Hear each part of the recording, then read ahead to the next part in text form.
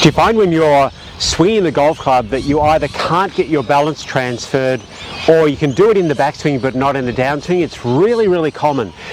The key thing here is to learn to center your body's movement correctly. And what I'll do today is show you how we go about doing that. So a couple of things first of all. When you set yourself up, your body's going to be tilted forward. So upper body's tilted forward roughly something like about 40 degrees. Now when I turn to the end of my backswing, as you're looking from down the line here, you can see that my upper body is tilted forward the same amount. However, I've rotated. So let's say my upper body rotates through about 80 or 90 degrees.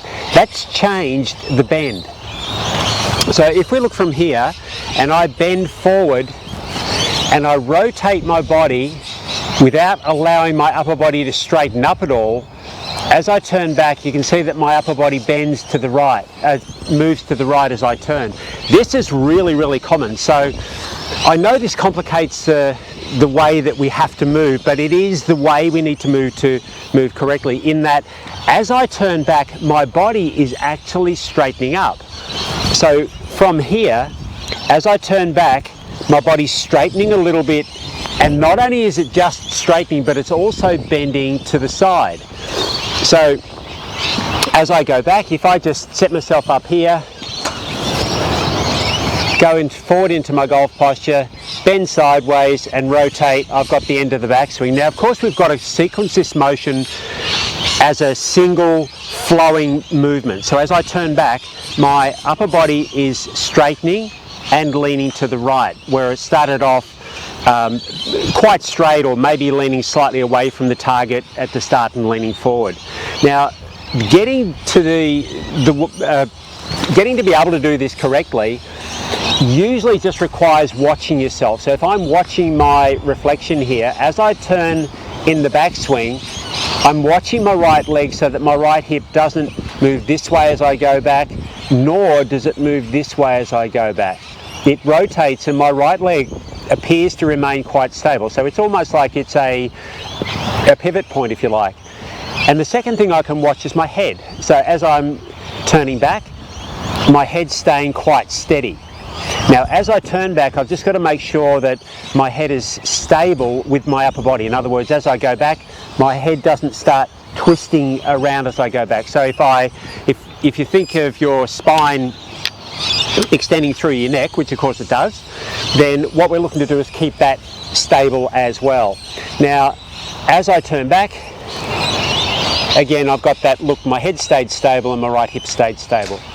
Now I'll turn my back to the camera and have a look at what's happening with my spine as I create that turn. I don't need the golf clubs. So from here, I'm setting myself up. Now the first one that I'm doing is I'm not going to allow my body to straighten up. So we can see my spine is moving a lot, the top part of my spine is moving away from the target. When I get that combination of rotation, side bending, and my upper body straightening, you can see that my spine actually stays quite stable during the backswing. This is really key. If I move my upper body too much, then if I'm swinging the golf club and my upper body moves too much here, I've got so much pressure on this right foot, there's no way I can get back to here.